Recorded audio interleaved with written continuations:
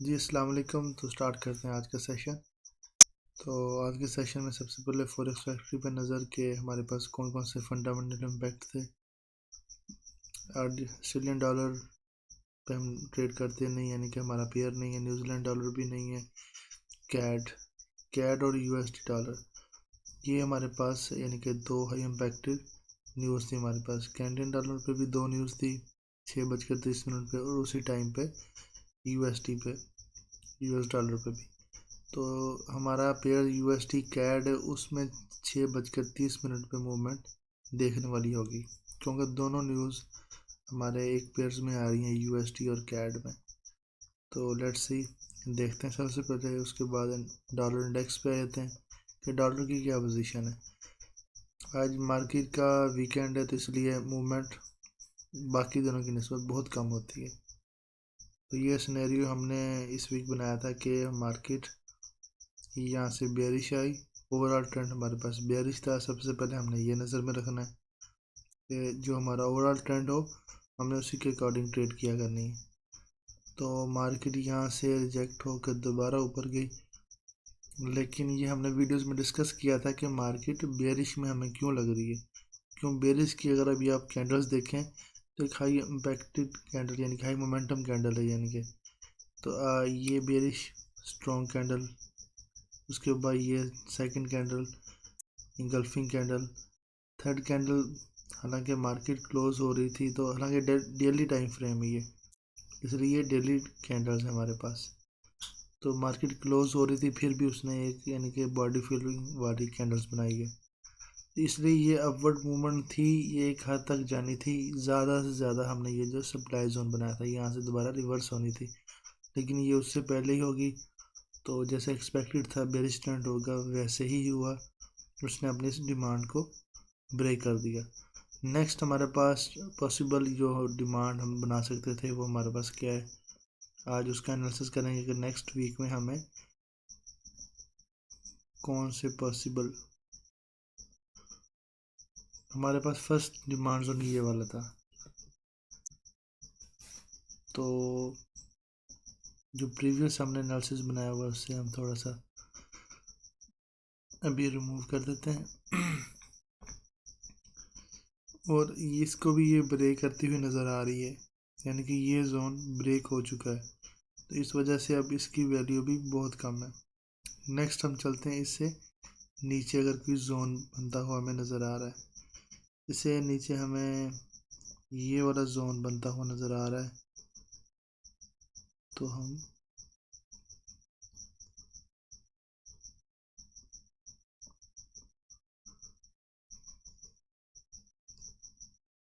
ये एक्सटेंड कर दिया, क्योंकि इस जोन की वैल्यू नहीं है, तो हम इसे भी यहाँ से रिमूव कर देंगे। अब हम मार्केट को यहाँ तक एटलीस्ट आता हुआ देख रहे हैं कि मार्केट यहाँ तक लाजमी आएगी। अगर आप डेली टाइम फ्रेम को थोड़ा सा और एक्सटेंड करना चाहे तो यहाँ तक कर सकते हैं आप, तक इसकी बॉडी तक। तो ये जोन हमारा डेली टाइम फ्रेम है, इसलिए हम डॉलर इंडेक्स को मज़ीद बेरिश देख रहे हैं शॉर्ट में। तो डॉलर अगर वीक हो रहा है, तो हमारे जैसे मैंने बेस करेंसी और कोड करेंसी का डिफरेंस बताया था कि जहाँ जहाँ पे डॉलर हमारा बेस करेंसी होगा, वहाँ पर डायरेक्ट इम्पैक्ट होगा। जहाँ जहाँ पे हमें कोड करेंसी में होगा डॉलर, तो वो इन्वर्स इफेक्ट होगा। यूरो यूएसडी है, यूएसडी इसमें सेकंड नंबर पे आता है, तो ये हमारे पास कोड करेंसी होगी। कोड करेंसी पे हमारा इन्वर्स इफेक्ट है, यानी कि डॉलर वीक हो रहा है, तो यूरो यूएसडी हमारे पास बाय में जाएगा। तो बाय में जो हमने एनालिसिस किया था लास्ट सेशन में, उसमें भी ये बाय की तरफ ही हमने एक ट्रेंड बनाया था, इसका एक सप्लाई जोन बनाया था कि एटलीस्ट ये वहाँ तक आएगा। इसे भी हम डेली टाइम फ्रेम में देखते हैं। सबसे पहले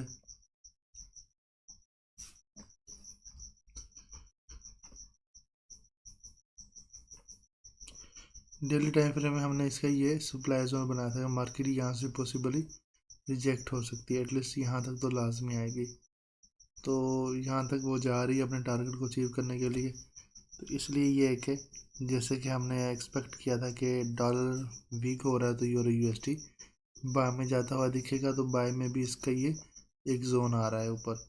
तो अभी हमारा यही सिनेरियो कि मार्केट यहाँ से अगर हमें कोई रिजेक्शन की कैंडल एक अच्छी देती है तो जस्ट शॉर्ट टर्म के लिए हम यहाँ से सेलिंग कर सकते हैं, लेकिन ओवरऑल हमने इसको बाय में देखना है। ये वाला जोन हमारा ख़त्म हो चुका है, अब ये मज़ीद हमारे पास नहीं रहा, सप्लाई जोन इसको हम रिमूव कर देते हैं। ठीक हो गया। तो अगर हम यहाँ से अगर शॉर्ट की पोजीशन होगी तो हम एटलीस्ट कहाँ तक शॉर्ट के लिए रेडी रह सकते हैं, उसका भी हम एक जोन बना देते हैं कि एटलीस्ट हम यहाँ तक इसको शॉर्ट देखेंगे। ये हमारे पास डिमांड जोन है, एटलीस्ट नेक्स्ट वीक में अगर मार्केट यहाँ से रिजेक्शन होती है तो यहाँ तक हम शॉर्ट इसे देख सकते हैं। लेकिन बेस्ट या सेफ ट्रेड वही रहेगी कि आप इसे लॉन्ग की एंट्री ओपन करें यहाँ पर, क्योंकि ट्रेंड ओवरऑल हमारे पास इसका बुलिश में। यूएसडी कैड में चले जाते हैं। यूएसडी कैड में ये हमारे पास डेली टाइम फ्रेम है। डेली, क्योंकि सबसे पहले इसका डॉलर इंडेक्स के साथ इम्पैक्ट डिस्कस करते हैं। डॉलर हमारे पास वीक हो रहा है तो यूएसडी इसमें हमारे पास बेस करेंसी है, तो ये भी हमारे पास एक बेरिश में दिखेगा ओवरऑल। तो चेक करते हैं डॉलर में, हमने इसका रिलेशन बता दिया। अब 2 आवर्स पे चलते हैं।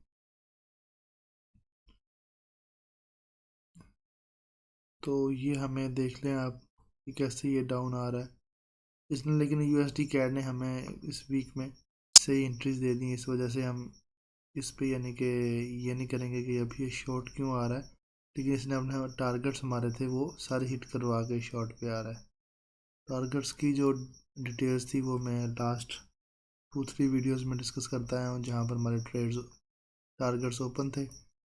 लेकिन अभी हम इसका मज़ीद नेक्स्ट सिनेरियो डिस्कस करेंगे कि हमारे पास नेक्स्ट वीक में इसका सिनेरियो क्या बन सकता है। तो हमने पॉसिबल 2 सप्लाई जोन यहाँ पर किया था कि अगर मार्केट ने मज़ीद नीचे आना है तो हमें इन दोनों सप्लाई जोन में से एक में से रिजेक्शन लेकर नीचे आएगी। तो डेली टाइम फ्रेम में हम अपना एक डिमांड जोन सेलेक्ट कर लेते हैं कि भाई कहाँ तक ये मार्केट हमें नीचे देखने को मिल सकती है। तो अभी हम देखते हैं यहाँ पर मार्केट का ये आप बुलिश कैंडल देख रहे होंगे, इस बुलिश कैंडल तक एटलीस्ट हम मार्केट को देख सकते हैं। अभी कर्सर के साथ आपको यहाँ पर हाईलाइट करवाता हूँ कि मार्केट को एटलीस्ट हम कहाँ तक देख सकते हैं। जो हमारे पास ये डिमांड जोन बनेगा, ये वाला जो जोन है, ये वाला, इसे हम यानी कि यहाँ तक देख सकते हैं मार्केट को कि यहाँ से मार्केट अप की मूवमेंट दे सकती है। तो ओवरऑल इसका ये है कि हमें डॉलर जो इंडेक्स है वो कह रहा है कि हमारे पास डिमांड जोन में आएगा, तो वहाँ से हम रिजेक्शन का ढूंढ सकते हैं। डॉलर इंडेक्स के साथ अगर हम इसको भी देखें, क्योंकि यहाँ पर डॉलर जो है वो भी बेस करेंसी है, तो ये यहाँ से दोबारा हम इसकी अपवर्ड मूवमेंट देखने को मिल सकती है। अगर यहाँ से ना मिली तो हमें यहाँ से, क्योंकि ये हमने डिमांड जोन बनाना है, मार्केट का वेट करना है कि मार्केट कब हमारे डिमांड जोन में आती है या सप्लाई जोन में आती है, तो फिर हमने ट्रेड लगानी है। अगर हमारे जोन में नहीं आती, उससे पहले जो मूवमेंट करे हमें उससे कोई इशू नहीं है, कोई गर्ज नहीं है। वो मार्केट ने डॉज भी करना होता है, ठीक है ना, उसके बाद फेक आउट्स भी देने होते हैं ताकि वो अपने यानी कि जो बिगिनर्स है या जो भी उनका एक प्रॉफिट का सिस्टम होता है वो जनरेट करना होता है। इसलिए ये कि अगर सप्लाई एंड डिमांड पे आप चलेंगे तो वो आपको उसमें वेट करना पड़ेगा, आपको एक अपने जोन तक, मार्केट को पहुंचने तक। जब जोन में आ जाएगी तो तब आप अपना कैलकुलेटेड रिस्क ले सकते हैं, कैलकुलेटेड ट्रेड्स लगा सकते हैं। तो ये डेली टाइम फ्रेम में हमने जोन बनाए थे फर्स्ट और सेकंड।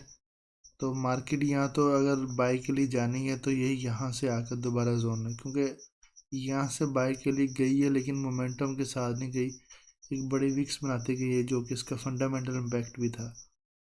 तो अब मेरा सिनेरियो यही कि मार्केट बाई के लिए तो है, लेकिन उसे यहाँ से डिमांड लेनी पड़ेगी, फिर ये इस जोन तक आ सकती है।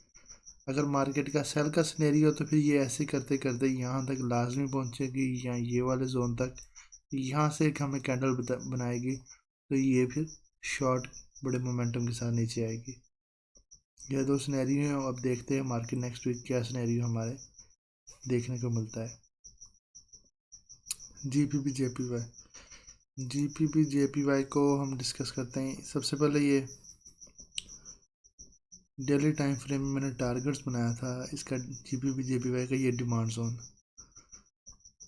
तो डेली टाइम फ्रेम में मैंने ये अपना टीपी एक सेट कर दिया था, इसका मार्केट, इसका लो, इस कैंडल्स का लो जहाँ पर इसकी बॉडी क्लोज हो रही है बुलिश कैंडल की। तो उसके बाद मैंने 2 हार टाइम फ्रेम में आपको पिछले वीक से एक पैटर्न बनाता हुआ बता रहा था कि यहाँ पर राइजिंग वेज बन रहा है। तो इस पे ट्रेड मैंने की थी यहाँ से, जैसे कि मैंने प्रीवियस आप लोगों को बताया था वीडियोस में भी। तो मैंने इसका टारगेट ये रखा था, इस बार डेली टाइम फ्रेम की जो बॉडी थी उसका मेरे, यानी कि उसकी बॉडी की ओपनिंग रखी थी। तो मैंने आप लोगों को कल भी डिस्कस किया था, तब मार्केट यहाँ पे थी, इस पॉइंट पे थी कि मार्केट यहाँ से 2 मरतबा रिजेक्शन ले चुकी है लेकिन इसको ब्रेक नहीं किया। अगर मार्केट नीचे से आकर इस पॉइंट तक जाती है और यहाँ से रिजेक्शन लेती है तो हम क्या करेंगे, हम अपनी ट्रेड क्लोज कर देंगे, क्योंकि मे बी ये नेक्स्ट डिमांड जोन बन जाए, जैसे कि ये मैंने पोर्शन हाईलाइट भी किया हुआ है। अभी मैं इसको रिमूव करता हूँ। तो ये हमारा जोन था पॉसिबल, लेकिन मार्केट ने हमारे टीपी को हिट किया, तो ये ट्रेड हमें बहुत ज़बरदस्त हमें मिली, लेकिन ये 2 हफ्ते वेट करने के बाद मिली। इसमें डिमांड एंड सप्लाई में हमें हर रोज़ ट्रेड नहीं मिलेगी। अगर आप 2 हार या 1 हार टाइम फ्रेम पे एनालिसिस कर रहे हैं तो इस पे ये मिलेगी आपको, वीक में मिलेगी, वीक में ऑलमोस्ट मिल जाती होती है किसी ना किसी पेयर्स पे। तो ये आपको फिर रिवार्ड ऐसा मिलेगा जैसे यहाँ पर है 1:16 अप्रोक्सीमेटली। तो ये बड़ा अच्छा रिवार्ड होता है 1:16। तो मेन चीज़ यही है कि सप्लाई एंड डिमांड जोन में आपको डेली की बेसिस पे ट्रेड्स नहीं मिल सकती अगर आप 1 हार 2 हार पे एनालिसिस करें, according to my point of view जो मैं करता आ रहा हूँ। तो ये टारगेट था हमारा, बड़ा ज़बरदस्त टारगेट था, ये लग गया। और सेकंड चीज़ ये है कि जैसे मैंने पहले भी बताया था, इस ट्रेडिंग व्यू अकाउंट में आप जस्ट जो एनालिसिस मैं यहाँ पर बनाता हूँ आप लोगों के सेशन के लिए, ये वहाँ पर ही होते हैं। बाकी लाइव जो मेरी ट्रेड्स चल रही होती हैं उसके लिए मेरा ट्रेडिंग व्यू अलग है, तो इस वजह से मैं उसका एनालिसिस अकॉर्डिंग टू सिचुएशन में चेंज करता रहता हूँ अपना TPSL। जैसे कि मैंने कल यहाँ पर बताया था कि यहाँ से मार्केट रिजेक्ट होती है तो मैं ट्रेड क्लोज कर दूँगा, लेकिन वो मेरे TP को हिट होगी। तो इस तरह के सिनेरियोज ये मज़ीद जो लाइव है, यानी कि चार्ट्स वगैरह मैं सेंड करता हूँ, वो मैंने व्हाट्सअप ग्रुप बनाया हुआ है, उसकी डिस्क्रिप्शन नीचे भी मौजूद होती है वीडियो में, और वीडियो के स्टार्ट और एंड में भी डिटेल्स मैंने दी होती है। तो काइंडली व्हाट्सएप ग्रुप ज्वाइन करें ताकि मैं इस तरह के चार्ट्स आप लोगों को सेंड करता रहूं और आप भी उससे अपडेट रहें। तो ये था हमारा GBP JPY का सिनेरियो। नेक्स्ट लास्ट में गोल्ड आया था हमारे पास। गोल्ड का डेली टाइम फ्रेम ओपन है। डेली टाइम फ्रेम में हमने ये एक सप्लाई जोन बनाया था गोल्ड में, कि गोल्ड हमारे पास ये सप्लाई जोन है। तो हमेशा जब भी आपने सप्लाई एंड डिमांड जोन बनाना है, एक मरतबा डेली टाइम फ्रेम को अंडर कंसिडरेशन लाजमी रखना है। क्या है कि डेली टाइम फ्रेम में क्या कह रहा है, तो मोस्ट पॉसिबल चांस होता है कि मार्केट डेली टाइम फ्रेम को अक्सर रिस्पेक्ट देती है।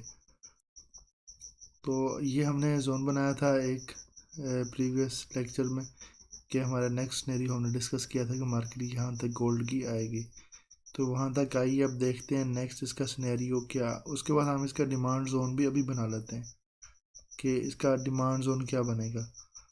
अगर मार्केट यहाँ से शॉर्ट आती है तो शॉर्ट के लिए हमारे पास कौन सा टारगेट है जो हमें यानी कि जहन में रखना होगा, कहाँ तक पोजीशन ले सकते हैं। अगर सिंपली डिस्कस करें तो हमारे पास ये दो, थोड़ा सा इसको जूम कर लेते हैं ताकि जोन बनाने में थोड़ी सी आसानी हो। ये हमारे पास एक जोन बन रहा है जिसे मैं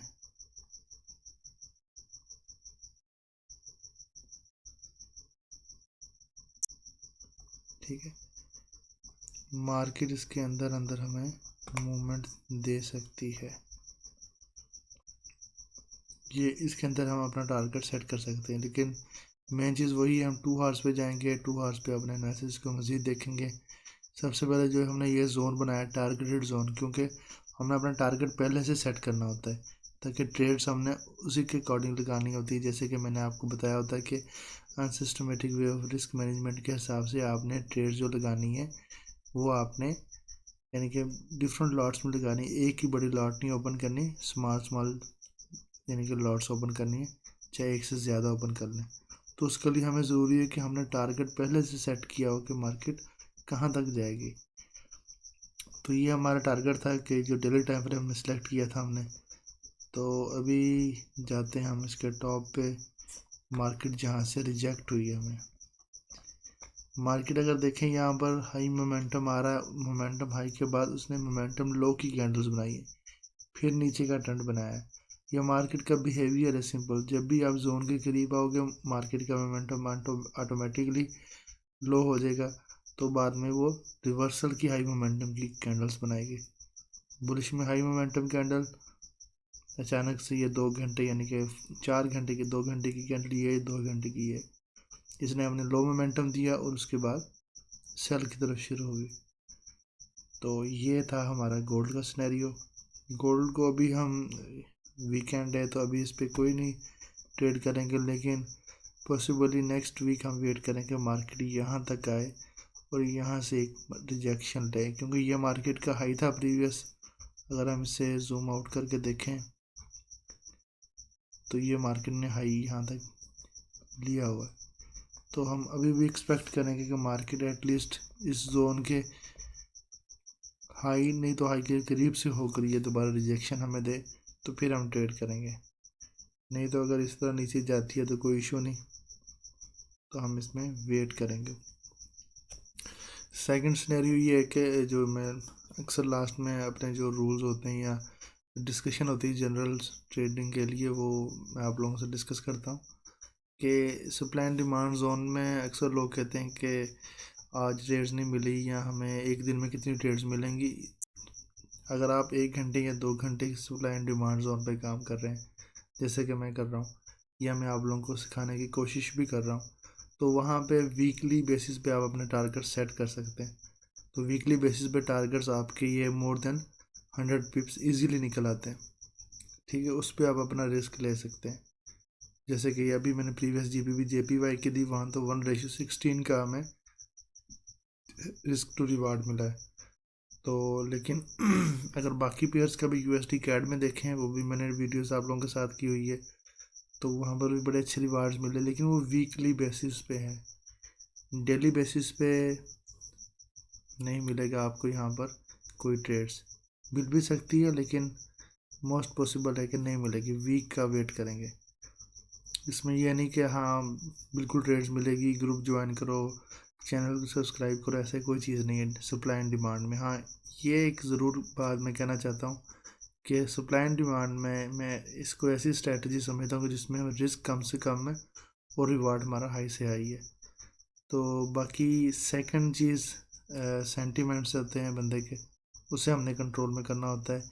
अगर ट्रेड्स हमारी पॉजिटिव डायरेक्शन में जा रही है तो उसे हमने होल्ड करने के जो सेंटिमेंट्स होते हैं या हमारे पास इमोशंस होते हैं, सबसे मेन चीज़ यही होती है, उससे कंट्रोल करना होता है। तो ये तो थे हमारा आज का एनालिसिस। इंशाल्लाह ताला नेक्स्ट वीक में जो एनालिसिस होगा देखेंगे जो हमने सिनेरियोज बनाए हैं उसको क्या हमें रिस्पेक्ट मिलती है या नहीं मिलती। तो उसके बाद हम नेक्स्ट वीक में आरएसआई के साथ आरएसआई डिवर्जेंस, ठीक है ना, इसको डिस्कस करेंगे, जो कि इस तरह का हमारे पास पैटर्न्स बनता है, जो एक सॉर्ट ऑफ हमें इंडिकेशन भी देता है। जैसे यहाँ से देखें, इसने यहाँ पर बुल का डायरेक्शन दी थी, बुल की, तो आप यहाँ से देख सकते हैं मार्केट बाय की तरफ गई है। लेकिन ये इंडिकेटर होते हैं, इस पर मोस्ट रिलायबल तो कोई भी नहीं होता, लेकिन हमें जस्ट यहाँ पर सॉर्ट ऑफ कंफर्मेशन के तौर पर यूज़ करना होता है। इसकी बेस पे एनालिसिस नहीं कर सकते, लेकिन थोड़ी सी कंफर्मेशन ले सकते हैं। तो आरएसआई को साथ साथ डिस्कस करेंगे। आरएसआई के अलावा हम अपने सप्लाई एंड डिमांड जोन को कैसे बनाना है मैं साथ साथ बता भी रहा हूँ, लेकिन मज़ीद इसको थोड़ा सा रिफ़ाइन करेंगे। ये था आज का सेशन। तो मज़ीद अपडेट्स के लिए मेरा व्हाट्सएप ग्रुप ज्वाइन करें और वीडियोस को लाइक करें और चैनल को काइंडली सब्सक्राइब करें। Thank you. खुदा हाफिज़।